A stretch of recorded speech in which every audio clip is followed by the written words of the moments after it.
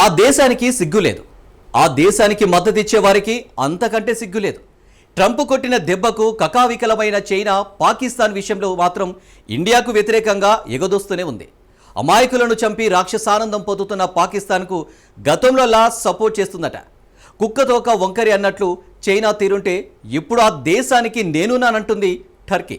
మత ఆధారంగా బతికే పాకిస్తాన్కు మరో మత పిశాచి టర్కీ సపోర్ట్ చేస్తానంటుంది. ఇప్పటికే చైనా బంగ్లాదేశ్తో లోపాయికారి ఒప్పందం కుదుర్చుకున్న పాకిస్తాన్కు ఇప్పుడు యుద్ధ విమానాలతో సపోర్ట్ చేస్తానంటుంది టర్కీ. దీంతో ఆర్మేనియా, గ్రీస్తో గేమ్ మారాల్సిందేనా అనే ప్రశ్నలు తలెత్తుతున్నాయి. దాయాది పాకిస్తాన్కు యుద్ధ భయం. మిత్రదేశాల నుంచి సాయం కోరుతున్న పాకిస్తాన్కు మద్దతుగా సీన్లోకి తుర్కీయే. ఆర్మేనియా, గ్రీస్తో గేమ్ మార్చాల్సిందేనా? పహల్గాం ఉగ్రదాడి తర్వాత భారత్ పాకిస్తాన్ మధ్య ఉద్రిక్తతలు తారాస్థాయికి చేరుకున్నాయి. పరిస్థితి చాలా సున్నితమైనదిగా మారింది. ఎప్పుడైనా యుద్ధం జరగచ్చన్న టెన్షన్ వాతావరణం నెలకొంది. ఉగ్రవాదం విషయంలో భారత్ వైఖరికి ఇప్పటికే పలు దేశాలు మద్దతు ప్రకటించాయి. భారత్ తప్పకుండా యుద్ధానికి దిగుతుందని పాకిస్తాన్ కూడా అంచనాకు వచ్చేసింది. భారత్ను తట్టుకోవడం చాలా కష్టమన్న విషయం పాకిస్తాన్కు తెలుసు. అందుకే ఎన్నో దేశాల మద్దతును పాకిస్తాన్ కోరుతోంది. సరిహద్దులో సైన్యాన్ని మరింత పెంచినట్టు పాక్ రక్షణ శాఖ మంత్రి ఖవాజా ఆసిఫ్ తెలిపారు. యుద్ధం జరిగితే అణ్వాయుధాలను రెండు దేశాలు ఉపయోగించే అవకాశం ఉందని, అందుకే యుద్ధాన్ని కోరుకోవడం లేదన్నారు. భారత్ దాడి చేస్తే మాత్రం తాము యుద్ధం చేస్తామని ప్రకటించారు. పాకిస్తాన్ ఆఖరికి బంగ్లాదేశ్ సాయాన్ని కూడా కోరింది. భారత్ ఏ క్షణమైనా దాడి చేస్తుందన్న భయంతో ఉన్న పాకిస్తాన్ ఇస్లామిక్ దేశాలను రక్షించాలని వేడుకుంటోంది. చాలా దేశాలు పాకిస్తాన్కు సాయం చేసేందుకు నిరాకరిస్తున్నాయి. అయితే భారత్తో స్నేహం నటిస్తూనే టర్కీ హ్యాండ్ ఇచ్చింది. టర్కీ అధ్యక్షుడు ఎర్డోగన్ భారత వ్యతిరేక విధానాన్ని మరోసారి రుజువు చేసుకున్నాడు. అలాగే చైనా మరోసారి తన వక్రబుద్ధిని ప్రదర్శించింది. ఓవైపు ప్రపంచ దేశాలు బాధిత దేశమైన భారత్కు మద్దతుగా నిలుస్తుంటే, చైనా, టర్కీ మాత్రం అందుకు విరుద్ధంగా వ్యవహరిస్తున్నాయి. కుట్రదారు పాక్కు వత్తాసు పలుకుతున్నాయి. భారత్ చేసిన సాయాన్ని మరిచిపోయి టర్కీ పాకిస్తాన్కు ఆయుధాలు సరఫరా చేస్తోంది. 2023 ఫిబ్రవరి 6న టర్కీలో భారీ భూకంపం సంభవించింది. వందల మంది చనిపోయారు. లక్షల కోట్లలో ఆస్తి నష్టం వాటిల్లింది. మానవత్వంతో ఆపరేషన్ దోస్తు పేరుతో భారత్ టర్కీకి అండగా నిలిచింది. ఆహార పదార్థాలు, సహాయక చర్యల కోసం భారత్ నుంచి ఎమర్జెన్సీ సిబ్బంది, వైద్య బృందాలు, ఎన్డీఆర్ఎఫ్ టీమ్స్ పంపింది. అంతేకాదు ఇంకేమైనా సాయం కావాలంటే కూడా ఇండియా చేస్తుందని మోడీ ఆ సమయంలో అన్నారు. కానీ పాకిస్తాన్తో మనకు ఉద్రిక్త పరిస్థితి వస్తే విశ్వాసం లేని టర్కీ పాకిస్తాన్ దేశానికి ఆయుధాలు సరఫరా చేసింది. అన్నం పెట్టినోడికి సున్నం రాయడం అంటే ఇదే మరి.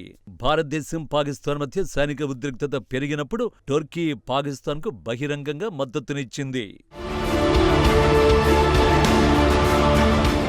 ముస్లింలు అధికంగా ఉన్న తుర్కీయే పాకిస్తాన్కు సహాయం చేయడానికి సైనిక సామగ్రిని పంపింది. ఏప్రిల్ 27న టర్కిష్ వైమానిక దళానికి చెందిన 6 C-130 హెర్క్యులెస్ సైనిక రవాణా విమానాలు యుద్ధ సామగ్రిని కరాచీకి తీసుకువెళ్లాయి. ప్రాంతీయ ఉద్రిక్తతలు పెరుగుతున్న నేపథ్యంలో పాకిస్తాన్కు మద్దతునివ్వడానికి వీటిని పంపారు. పెహల్గాం దాడిపై దర్యాప్తు చేయాలని పాకిస్తాన్తో పాటు చైనా కూడా డిమాండ్ చేసింది.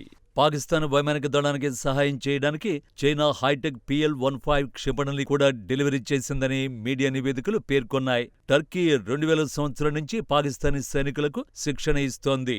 అంతేకాదు పాకిస్తాన్ F-16 విమానాల నిర్వహణలో కూడా సహాయపడుతుంది. చైనా తర్వాత పాకిస్తాన్కు రెండవ అతి పెద్ద ఆయుధ సరఫరాదారు టర్కీనే. పాకిస్తాన్ జలాంతర్గాములను టర్కీ కూడా ఆధునీకరించింది. టర్కీ తీరుపై భారత్ భగ్గుమంటోంది. బాయ్కాట్ టర్కీ అన్న నినాదం మారుమోగుతోంది. టర్కీ వస్తువుల్ని బహిష్కరించాలని పలు సంస్థలు పిలుపునిచ్చాయి. పాకిస్తాన్కు చైనా నుంచి కూడా డ్రోన్లతో పాటు ఇతర ఆయుధ సామగ్రి అందింది. కాగా కశ్మీర్ విషయంలో భారత్తో టర్కీ విభేదిస్తోంది. ఆర్టికల్ 370 రద్దును టర్కీ వ్యతిరేకించింది. గోధుమల కన్సైన్మెంట్ విషయంలోనూ టర్కీ భారత్తో విభేదించి ఒప్పందాన్ని రద్దు చేసుకుంది. అయినప్పటికీ భారత్ అవేవీ పట్టించుకోకుండా కష్టకాలంలో మానవత్వాన్ని చాటుకుంది.